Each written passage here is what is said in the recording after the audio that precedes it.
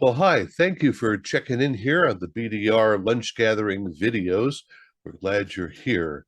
We want to let you know that we have quite a few of these videos. In fact, if you go to the BDR site and check out our page, you'll find that here under News and Lunch Gathering, you'll find not only the fact that these educational web seminars are free, there is no cost whatsoever, but you'll find out what's coming up and a complete listing of all the different ones we've had in the recent past and over the past 2 years and a half. All these are good sources of information that I think you'll enjoy. So we invite you to check in, visit with us, and let us know how you appreciate them. There is a little button in the bottom here. It says subscribe. If you click on that to the little bell, you'll get a weekly reminder when new posts are made. And we, again, thank you for being part of our family. Today, our main topic is ROI, return on investment, and how to make sure that you get the right return on investment. Everyone that's running a Continental FM or Rockwell Collins or Collins 831 series or 816R series, they're using a transmitter that was designed and built in 1974. We know there's still some Collins transmitters on from the 40s. There's occasionally somebody will mention that there's an old Gates on the air, somewhere tube type, or one of the others. How long should you run a transmitter? How long should you run your tower? I think it's interesting, of course, that we have Jeff Welton here, and he's going to do his best to tiptoe around the topic, not being a sales guy, but talking to us about how you can gauge the age of your transmitter as opposed to what you've paid for it. Jeff, you want to start off a little bit here? I like the way you opened that. That was entertaining. Um, I don't know about tiptoe around, and so I'm going to put a little plug in for our weekly TTT sessions. And I say weekly; we're not doing any in October because I'm on the road the whole month. But actually, that's not true. I'm home for 4 days in the middle, but I'll be in a training course for those 4 days. So yeah, I'm unobtainium. But on the TTTs a couple of weeks ago, we did a session on repair or replace, and I had Chris Tarr from Magnum Media on with it because Magnum's done a really good job. Dave Magnum, the group owner, is he makes them all part of the team and part of the decision-making process, and it's really kind of refreshing to see ownership that actively involved in not just whether you should repair or replace, but empowering the people that work with them to explain why they think they should replace, and actually putting his money where his mouth is when the rubber hits the road. And I mean, there have been times when it's been our boxes. He's bought a bunch of Gates Air. He's bought some Elenos, so it's not like they're brand specific, but they make the decision making process every time. And so, like David puts in the comments, run your transmitter for as long as you can afford the parts. And David, bless your heart, I know you know better than that. That's not always the best decision. And I'll give you an example. I do a lot of cost comparisons. Actually, let's see, do you have the share open, Barry? I'm going to throw a slide up if you do. All right, go right ahead. Actually, I'm going to throw a couple of them up. Let's see here if I can do this there. We'll just go straight to the slide deck. There, perfect. So Anthony Lowe from Midwest Communications was doing a studio rebuild, and this was what he found in the process. And of course, sometimes it's easier to rip it all out. It's no joke. He started disconnecting and pulling stuff out as part of the rebuild. And that yellow plug in the middle was plugged into the wall, a single wall outlet, and everything else in that picture was daisy chained off of that one yellow wall outlet. The entire studio was run off one plug. So sometimes, even if something's working, if you get going and you see something like that, sometimes it's a better idea to replace than to risk the eventual fire. So that's one thing. The other thing, and let me scroll down a few there. So cost to operate, and this is actual numbers, and I mean, this would apply the efficiencies on the right-hand side. I've got an NV10LT in there, but it could be a FAX 10, it could be a LNOS 10 kilowatt, an EGG 10,000. All of us are about the same. The numbers don't change. And like if you look at an Energyonics running 10.2 kilowatts and you're at 11.5 cents per kilowatt hour, which is the average for commercial power from Minnesota right now, then over 15 years, you're going to spend $92,000 in electricity that you wouldn't have had to spend with the newer transmitter. For reference, a 10 kilowatt transmitter costs about $45,000. And again, depending on who you buy it from, it'll vary, but that's a high end. So right off the bat, in 7 years, roughly, you've bought that transmitter, and so you bought this transmitter twice just off the power bill. In that case, I'd make the argument that it's a hard call that even if the old transmitter's working, that you should keep it for the daily driver. Now, having said that, absolutely, if I put a new one in, I'm keeping the old one as a backup because I'm very much a fan of redundancy and belt and braces. And I tell people, I said, the time to buy a new transmitter is not when the old one's dead and in flames, especially with lead times right now.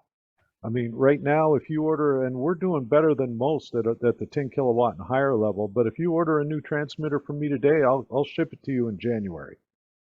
So if you're off the air, that's a long time to be running on an exciter or dangling from a thread. So, you know, if you got an older transmitter, start budgeting the replacement before it's blown up. Chris Alexander says that he goes 15 to 20 years, depending on the site, and that's a big deal because, again, like I said when in the preamble, cool, clean, and well-grounded, a transmitter will last a lot longer than otherwise.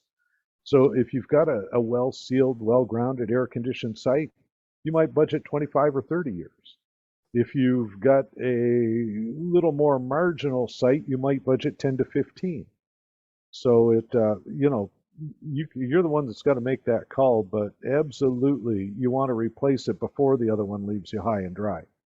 So that's my initial thoughts on it. I forget what, oh yes. And there's the other thing. If you don't know where you're spending the money, how do you know where you're going to save it? So, and this just doesn't talk, like this one is talking about an energy monitor and power bills. But when was the last time you did a communications, a phone line audit? How many people are still paying for T1s that they're not using? You know, or ISDN lines? You know, as two big examples. I mean, Chris was talking about, and he did an audit, and they found out they saved about, I think it was like $2,500 a year on unused phone lines that weren't connected to anything. So we talked a little bit about that last week as well. That's a very important thing. Yeah. Jeff, you mentioned 15 years as a transmitter. Of course, there's a difference between tube transmitters and solid state transmitters. There are managers that think a solid state transmitter will run forever. Well, and I mean, I'm again, cool, clean, well grounded. I mean, the first transmitter we ever built for AM at 10 kilowatt, the first high power transmitter, was shipped in 1982, and 40 years later, it's still on the air. It's on its fourth owner right now. It's been moved around a bit, but it's still running 24/7. So yeah, you can theoretically, but I'd make the argument that, like on that, and I'll pick that transmitter as an example. If they blow a modulator to the point that they can't fix it, a new modulator for that transmitter at the moment, because you're talking us retooling to build something 40 years old, so that new modulator is going to run you about $15,000. Well, at two of those, you've already replaced the transmitter.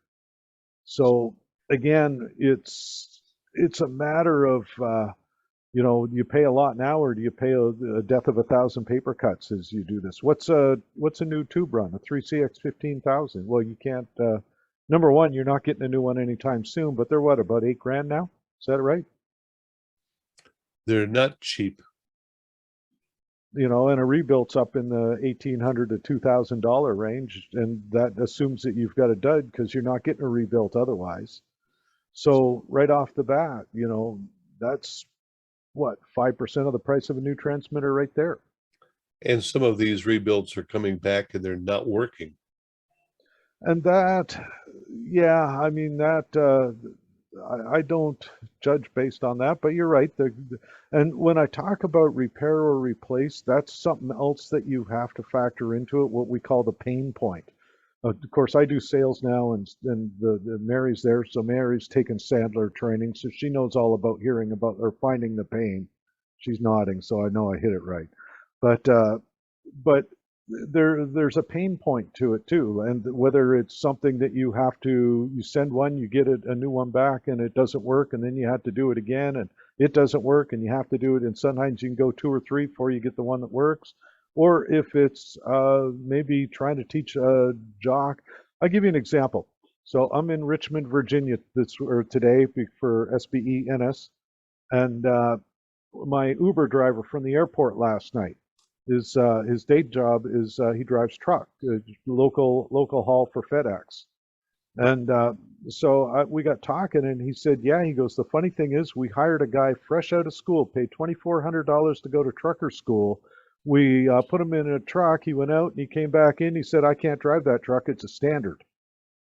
Their trucker schools are only teaching them automatics because that's what all the new trucks are. And they say, yeah, well, in 2 years, all the trucks on the road will be automatic. And he's like, yeah, well, right now, half of them aren't.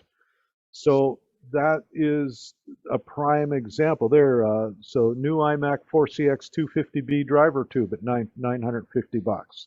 And that's just a driver or a low power. So again, you've got that pain point. What's easier for the jocks to use? We just did an automation change at my station, and part of the decision was based on what would be easier for a staff of 30 volunteers to figure out how to work with.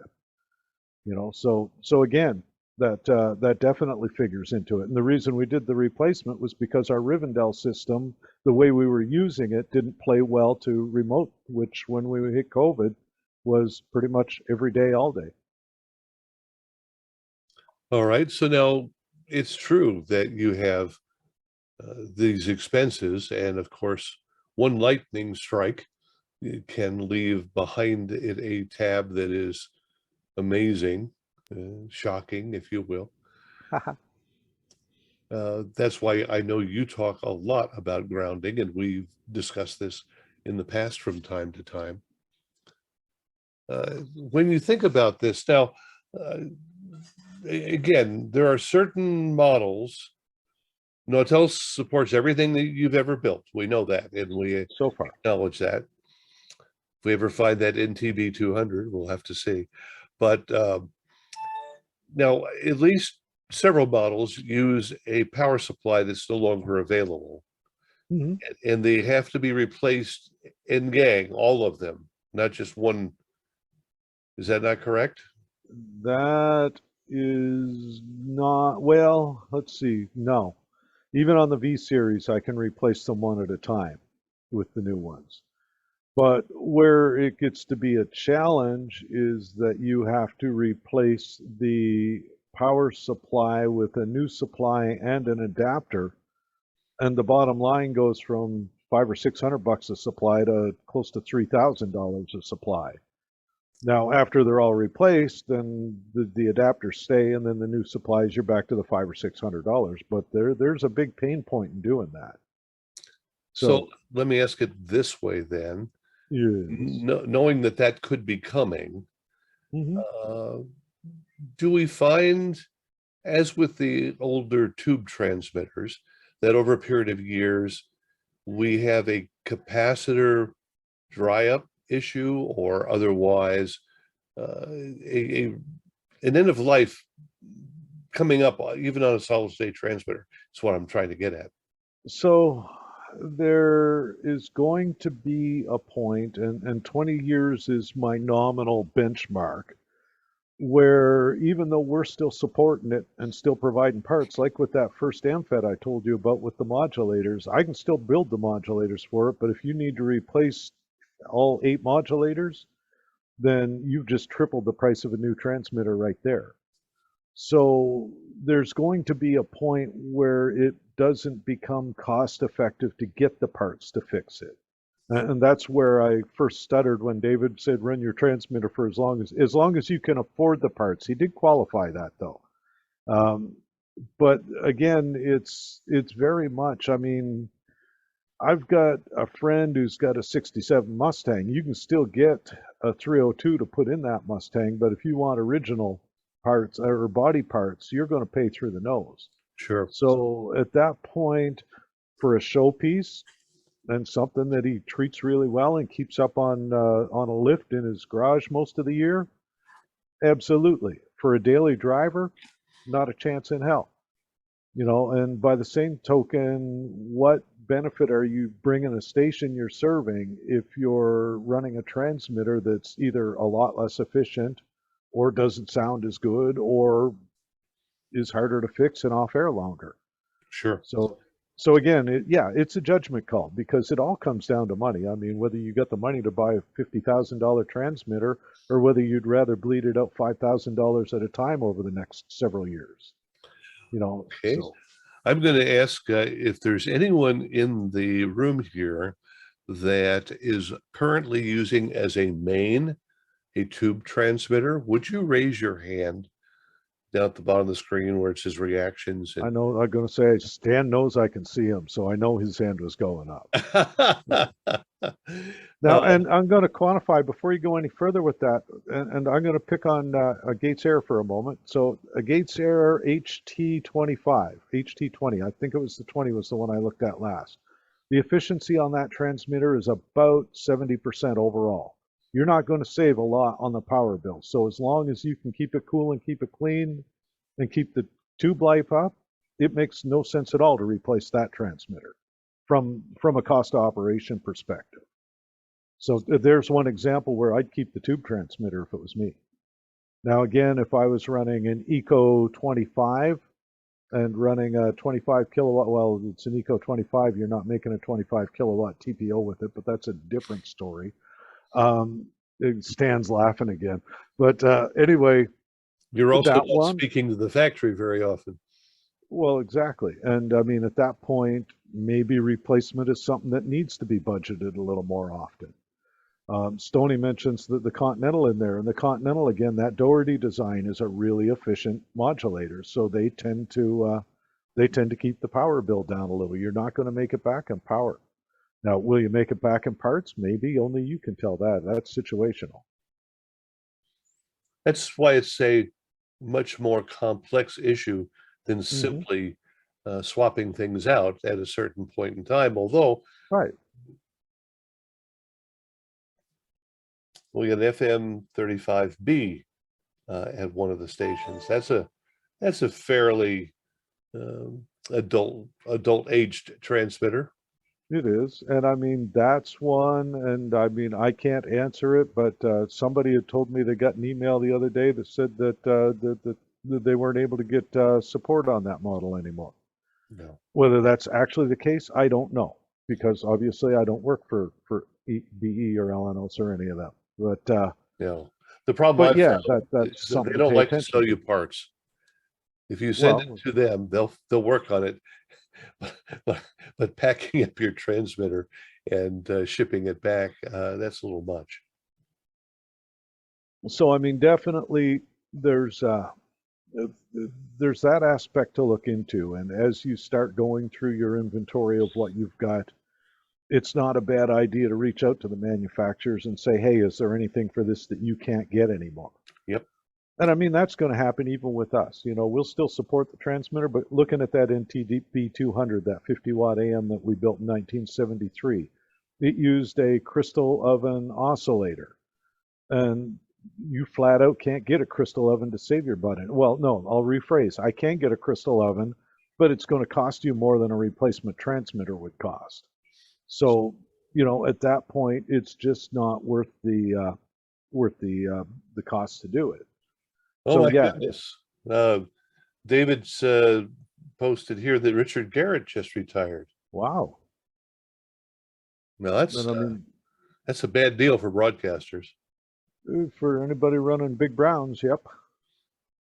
They Or I guess just had a big they're party in Dallas last week. Steve Haskamp was there and he stopped by in Fort Worth to say hi, but they got all the old Continental guys together. And I thought that was pretty weird. And I'm not sure what's going on over there. I'm still picking his brain. Okay. Well, Jeff, just to be fair, let's talk about things other than transmitters for a few minutes. And we started before some folks managed to log in. The note that I got today about Philly Strand. right.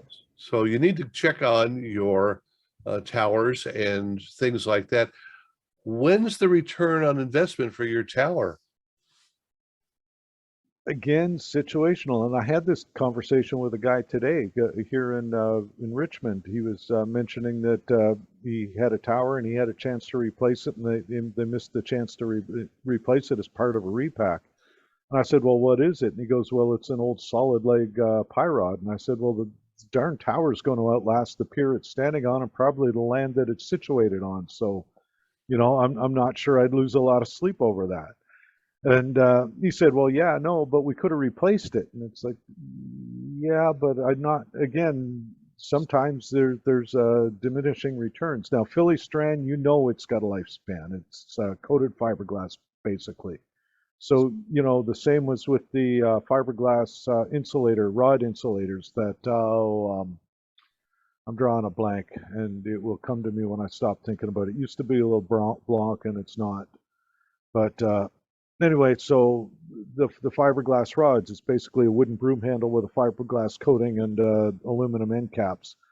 And I mean, those, after a while, the fiberglass wears off. Philly Strand, with the coating on it, the epoxy coating wears, and then it starts to absorb moisture, and they start to fray, and then they fail. So yeah, they need to be inspected. And this comes back to the same thing. And we had this conversation earlier today. Somebody was talking about the site they walked into where there was 6 inches of dirt on everything because they bought the transmitter, plugged it in, turned it on, and nobody'd ever been back until it started shutting down because of temperature, because no air could flow.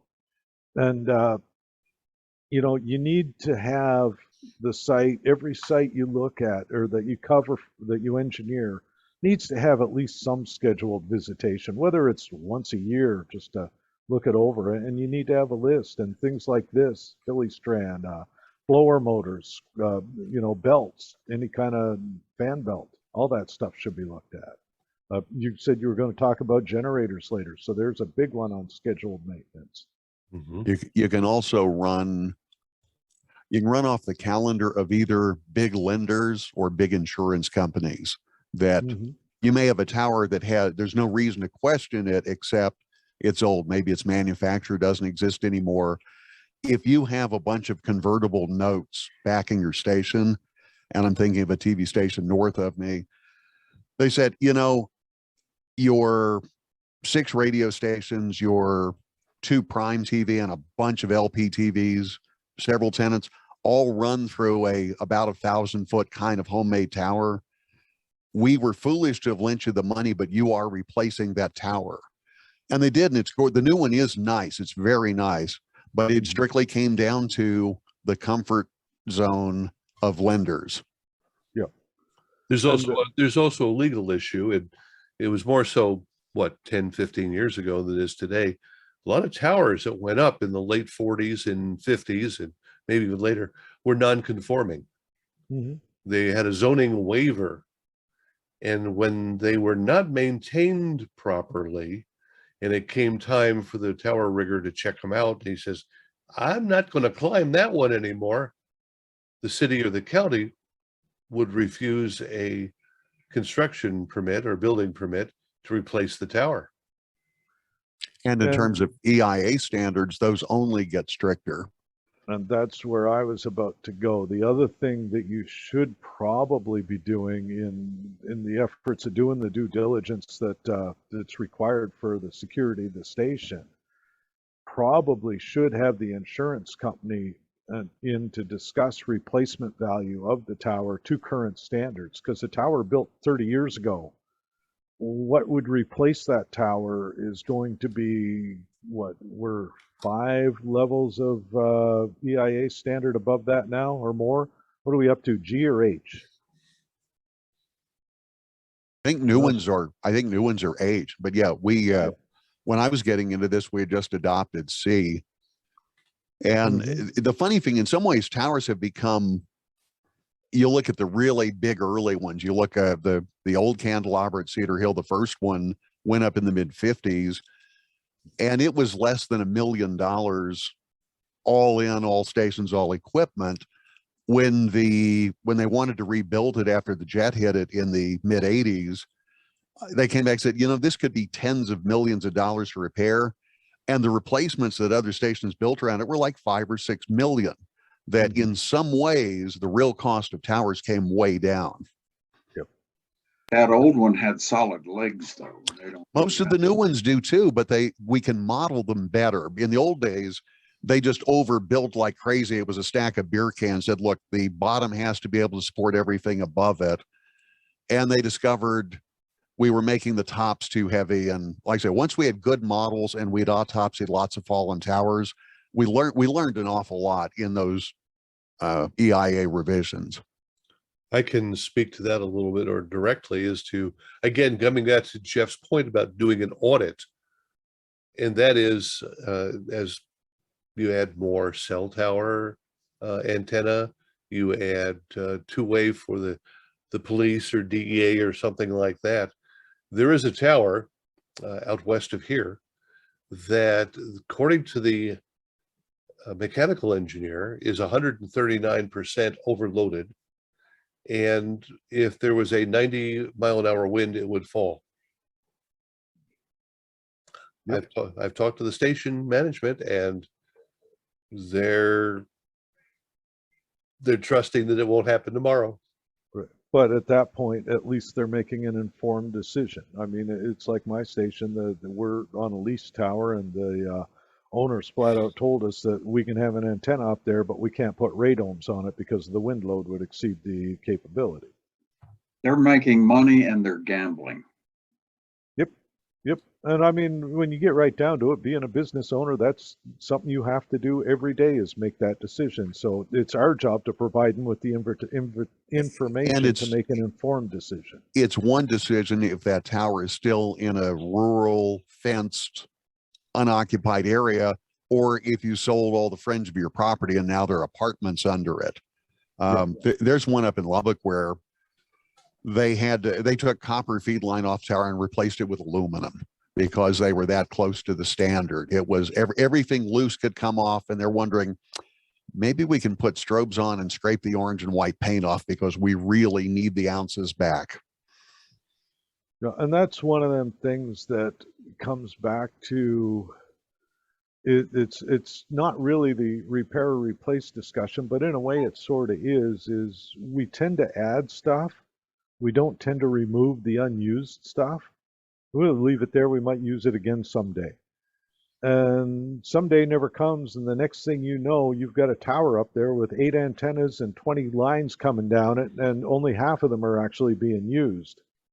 And at that point, we're creating a liability, because it's not just the stuff that's being unused cluttering things up, but you're adding stress to the tower. So like you said, I mean, there are times when you should just go through and do, again, with the audit, how much of this stuff are we using? How much could we realistically expect to ever use? And how much of this shit can just go away? You know? Well, and most leases have a replace your divots clause. It's when you leave, you will take this. But a lot of people leaving went bankrupt or got merged, or you get the odd bankruptcy along the way where, well, we've just chosen to ignore you. That we put everything over in this particular bucket, and then it took bankruptcy, and too bad, so sad. The FCC has issued a couple of NOVs or NALFs lately in such a situation. I can't off the top of my head remember exactly where it is, but there was a tower. They sold the station, and the new owners went bankrupt, and the FCC went back to the old owners and said, you know, you got to do something here. I think it was in Missouri or Arkansas, somewhere like that. It's funny because I did a grounding presentation earlier today. I used 5 examples, and they were all from Missouri or Arkansas. And so Well, now you've there's reached a the other theme going on here for my day. you've reached the other end of the tower. We talk about loading the tower up top. What about the ROI on your ground system? We have 2 things that happen. Yes, there's the guys that bring their truck in and pull the ground system and go off to the used metal shop. But then there's just the attrition, the way the tower guy, the ground system will slowly deteriorate over years. Right. Or cows will walk through it if it wasn't buried deep enough, or if you're in my neck of the woods, unless it's way below the frost line, so more than 3 feet deep, which on an AM radial system is too deep, then it's going to get heaved up out of the ground with frost heaves. So very much, and again, this comes down to inspecting it. I mean, you've got to be able to, with an AM radial system, you've got to be able to walk it to verify that it's actually there, or you're doing patterns or whatever. But yeah, and it will vary from one place to another. In the really alkaline soil that you tend to have in your part of the world, a copper would tend to degrade faster, except for the fact that it never friggin' rains, so you don't have the moisture required for oxidation to happen. So again, situational. You know, in my part of the world, we got a lot of salt in the air and a whole lot of moisture, and a copper ground system will deteriorate typically in about 20 years. The point is, there is no one time period. There's no one. Nope. There's no one rule that you can give to somebody, and they say that's it. I said that exact same thing today, talking about ground systems. I said they're all situational. I can only tell you, I can give you very generic guideline, and if you ask me specific for your area, I can do a little research and give you a pretty good estimate. But yeah, it's very much going to be different from one site to the next. All right.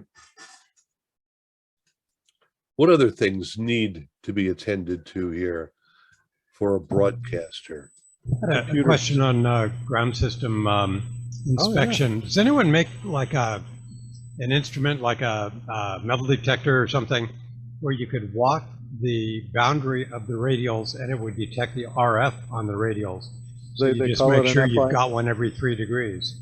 Yeah, an FIM 41. Just put a bolt in the antenna lead, so you're shorting out the antenna, hang it upside down on a hockey stick, or there I'm showing my Canadian, or a broomstick or whatever, and you can walk it, and yeah, you can tell very well if the radial integrity is intact. I built a little detector myself using a junk transistor radio on the end of the stick, and I set a meter on the AGC line of the radio. I didn't care if the radio burned up because it was like, $5. Right. So it actually worked very well. Worked surprisingly well. Yeah, and I say you're just looking for a relative reading. You don't need to know the exact signal strength. Just, do I have a signal? Do I not have a signal? So yeah, you can see you can see the signal bounce up and down every 3 degrees as you walk around the field. Yes. Oh, yeah, very much. If you go to our website, and on the right-hand side, it'll say support. And then when you click on that up top, there's, I think, a technical resources link. And if you go down in that, you will see tips and tricks, the articles that I write for our quarterly Waves newsletter. And there is one in there about using field strength meter to measure ground radial integrity. And I got some input from, I want to say Stephen Lockwood from Hatfield and Dawson provided some input on that. Might have been Ben, I don't remember who it was now, but yeah, somebody smarter than me, which is easy to find. What's up? David's saying there's an old Ron Knott radial chaser on eBay. So yep, they definitely do exist though, so that's really cool.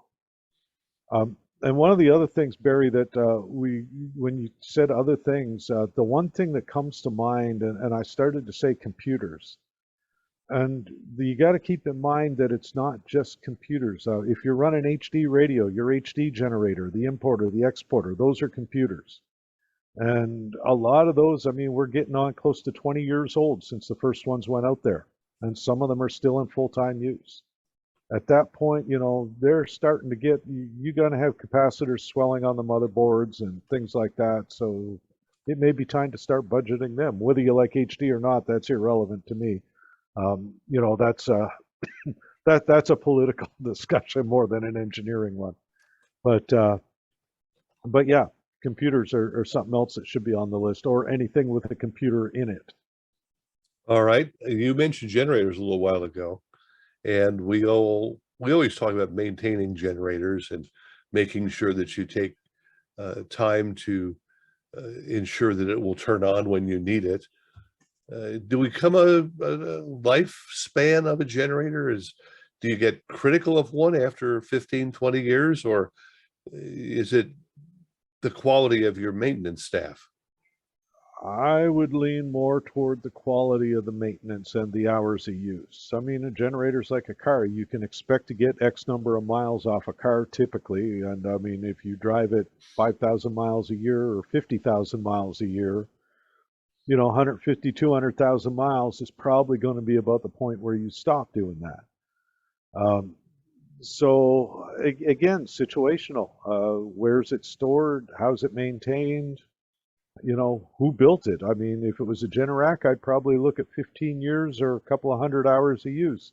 If it was a Cummins or a Caterpillar, I might go 20 or 30 years or 1,500 hours, But the point is to have it on your list and to go through and check it. Oh, yeah. No, there should not be a single component in the radio station from the tip of the microphone to the top of the tower that isn't on a list with a budgeted, scheduled replacement cycle. Now, you may end up juggling that replacement cycle as the budget and finances dictate, or other needs, maybe something blew up and you had to replace that, and so this got shuffled. But yeah, every single component that electricity goes through, electricity will eventually stop going through. Yeah. And the goal is to have it replaced before that day. Audio processors, remote control, STL. Yep, audio processors are a big one. I mean, folks, Kim and rest of the soul, Bill Sachs have made like a full-time business out of recapping and rebuilding audio processors. Several other folks still doing it. It's not to say they can't be rebuilt, and maybe that's the economic solution.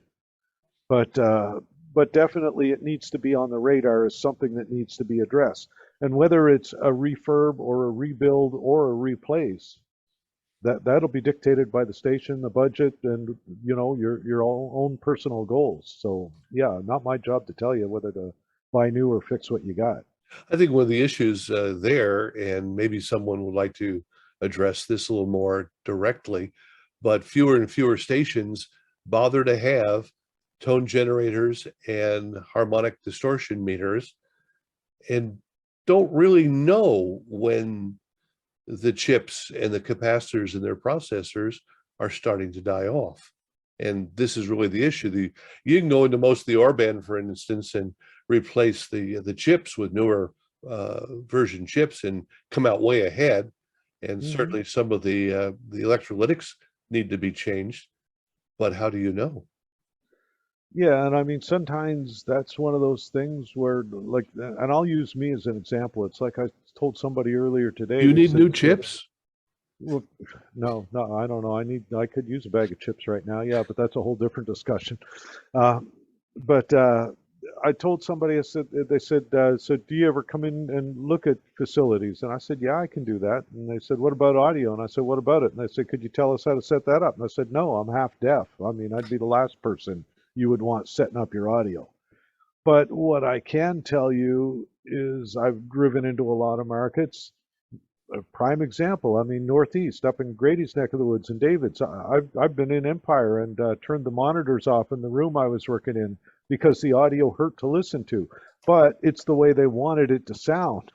So, again, it's situational. Yeah. Yeah. But yeah, if you call up and you tell me that you've got a hum on the audio or you're hearing something like a fan motor in the background, then those are the sort of things that usually there's something that needs to be rebuilt, or you've got a grounding issue, something like that. Oh boy, that raises a great issue. You have a transmitter that's on 24/7 and you do take it down and then the fan starts screeching when you start it back up 2 hours later. Yep. And I mean, for what it's worth, and again, situational depending on the site, but typically most fans, and I don't care whether you're talking a squirrel cage blower or a little muffin fan in a computer or in one of our exciters, most fans have a spec life of a nominal 5 years. Now that's 5 years at 40 degrees Celsius or 104 Fahrenheit. And for every 10 degrees Celsius or 18 degrees Fahrenheit you decrease, you double that. So at 20 degrees or 68 Fahrenheit, your nominal 20-year lifespan. And, you know, I was talking to a guy 2 days ago who said he had to replace a couple of fans, and we did the math based on his ambient temperature, and it worked out bang on. Because he was at 85 degrees, and these fans were they were 10 and a half years old.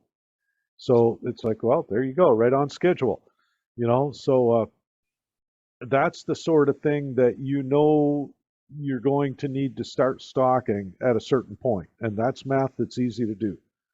So yeah, absolutely, schedule that. That's and another article that I'm expecting from you. I know. It's on the list. Add to it. For anybody who joined late, we were talking about Barry has his own list in my email of things that I've committed to and have been under delivering on. So knuckles have been duly wrapped. Jeff, before you have to go, and I can see where you have a presentation there in Virginia. Yeah, I got half an hour so far, 29 minutes, but who's counting? Okay, well, let's cover a point here.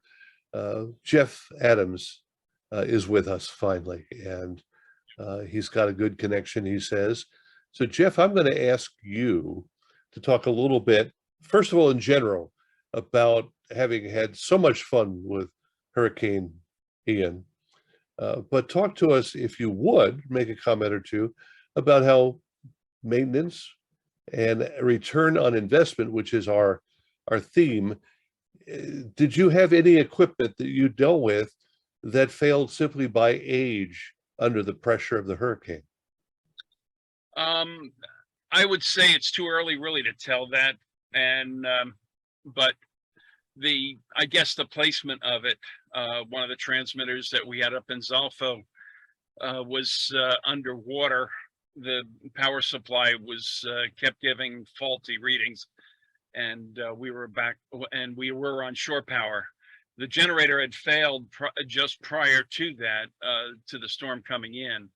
But as far as and most of the stuff that we have has some age on it, but it's relatively new. The J1000, of course, that was only put in May. That's doing fine. Over on City Island. But as far as any of the ROI on there, it's not someplace that I really get involved with yet. How did you do with? I know you sent me an email. Share with the friends here some of. Now, if I'm geographically correct, for a week or so, everybody thought Tampa was going to get hit, and it ended up hitting Fort Myers, and you were right in the middle. Right. Yeah, this one was very similar to Charlie, except and of course, not to regurgitate what everybody's heard anyway, but this was a much more widespread storm than Charlie was. Charlie really kind of pinpointed up into Englewood and then went into Port Charlotte, Punta Gorda. And if you went really 10 miles in either direction from those, then you just really got a storm out of it. This one, on the other hand, really went down to Fort Myers, actually went further south than Fort Myers and went up into Port Charlotte, Punta Gorda. In fact, it was several days before Hal Neller was even able to get out of the development that he lives in. Rampart Boulevard, if you're familiar with Port Charlotte, was under 2 feet of water in itself. He's put a few pictures around what found in that particular complex. The Wink TV, Wink Studios just got hammered. There was and that's been on Facebook also. There's a video on it that's showing about 4 feet of water in there. So that's there's some considerable damage. We just finally, in fact, I just finally this morning got an alert saying that we were back on shore power at Addison, which was underwater. Joe Fiorini from Fiorini Broadcasting owns WENG in Englewood, and he also hangs a translator on our tower. He rented an airboat a few days ago to get out there because he wanted to see what assess some of the damage on it. We're going to go over to the Zolfo studios on Saturday and see. By that time, the water should be receded enough where the major roads are going to be where we won't have to take major detours in order to get there. So did you have alternate audio paths, or did you just have dead air? Well, yeah, on WZSP, we just had dead air. We're in the process of upgrading it to the HD. So there was no alternate audio. In the other sites that we of course have the Diva as a backup.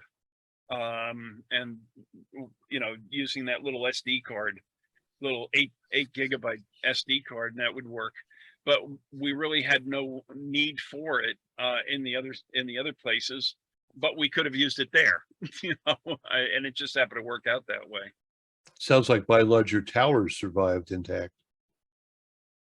The tower did survive, yeah. 9:30 a.m. WLSS, which used to be WKXY here in Sarasota, they built a four tower directional array about 3 miles east of the interstate in 1986, and that one has severe damage to it. 2 of the towers are no longer standing. What I think is interesting, on a twist of fate of irony, up in St. Pete, 1590 hasn't been using those towers for years. And they pulled them down because the property was sold only about 2 weeks ago. So, but Good timing. yeah, the other thing too is when we moved our studios over to Sarasota, it's only about a mile, about a half a mile actually from the translator, and the translator feeds the AM because it was just a much more dependable signal. Over to City Island. So, and we were on the air the whole time. We do have a big leaf with, so we have dual circuits in at Honore and at Addison where the ZSP tower is. But both of those circuits, Rapid System and CenturyLink, were both down. The CenturyLink is only a DSL connection because that's all we can get. Rapid System is an over-the-air system. But both of those were down. That's why we had no audio over to Addison. And plus, because of the Zolfo studios being off, we have a hybrid STL internet STL feed that we pull the STL from the Zolfo studios. Luckily, those there's a little bit of movement in the Addison tower for the STL receive. But not from the Zolfo tower. So we lucked out in that way. All of which comes back to the discussion as to why EAS cannot be expected to rely simply on IPAWS CAP. Now, I've often had my problems there anyway, the philosophies of it over the years. Yeah. Well, the point is when the internet goes down, that stuff doesn't function. It's going to be LP1, LP2, or your PEPs. Yeah, interesting you say that too, but you know, look at Sandy. With Sandy, you know, you had the high-powered stations in New Jersey that were pretty much either off the air or underwater or on half power, but yet here I was in Florida listening to winds beautifully. Yeah. Very good. Thank you, Jeff. Appreciate hearing about that and your experience. It was not I'm sure it was not one of the things that you would be anxious to go through on a regular basis. Well, no, but it is something to tell the grandkids. Okay. Jeff, in the time we have left with you before you got to run, let's talk a little bit more, not necessarily in your wheelhouse, but on the topic of ROI, consoles in the control room.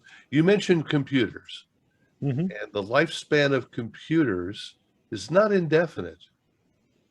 Right. And I mean, it's one of those things that when you're talking about the stuff in the server room, the audio servers and things like that, or the business office computers or anything like that, most of us run on a pretty consistent life cycle, a timed, okay, this will get replaced every 5, 7, whatever years.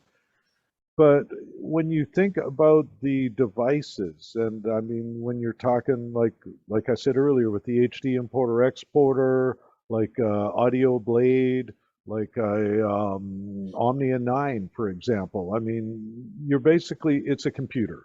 Yeah, it might have AES ins and outs or optical or fiber or whatever, but that stuff should probably be on the same basic replacement cycle that you would put a business office computer on. Mm-hmm. And that can be something that's a little different when you're growing up in the age of the Gates Yard Masters or the David's grinning. He knows what I'm going. Or the old LPB consoles, anything like that, where it was very fixed moving parts with very few capacitors or ICs. Or if there was, you just swapped them out and away you went. So I think we're going to have to change our mindset a little bit there, and it's a hard go when you're used to fixing stuff to shift over to scheduled replacement instead of just fixing it as it's needed. But in some cases, that's where we're going to have to go. I had a friend who's a very good, well-known program director, and after he retired, he set up his computer on the internet as a stream, a very popular stream. And he called me up one day and he told me that he had to reboot twice that day and he'd had problems. And I said, do a backup. He says, I don't know how. I said, get yourself a flash drive, stick it in the back of your computer and copy your files. Yeah. And he went down to a local repair shop, and they simply told him you needed a new hard drive. Yep. And so if you haven't backed it up, everything's gone. 3 days And later, he was off the air. So what I tell people, and a lot of folks, I do a lot of talks on virtualization and cloud-based this and that. And a lot of people are, ooh, the cloud, not trusting my stuff. So everything I do on this laptop that I'm talking to you on right now is stored in a OneDrive account that's mirrored both on my hard drive here and mirrored to the cloud wherever our OneDrive server is hosted. I don't remember if we host it locally or whether it's done offsite through Microsoft. And then I've also got OneDrive accounts on my cell phone and my personal laptop, and they're all synchronized. So I can kill any of my devices or all of my devices and still go to Best Buy, grab any old off-the-shelf computer, plug it in, and 30 seconds later have access to everything that I've ever done. So, except the apps to run them sometimes. Well, yeah, no, there's some things that need to be installed. I mean, but most of what we do these days is browser based anyway. So once I've got Chrome installed, I'm good to go. For the most part. Yeah, there are going to be some things. I use PRTG for monitoring my home network.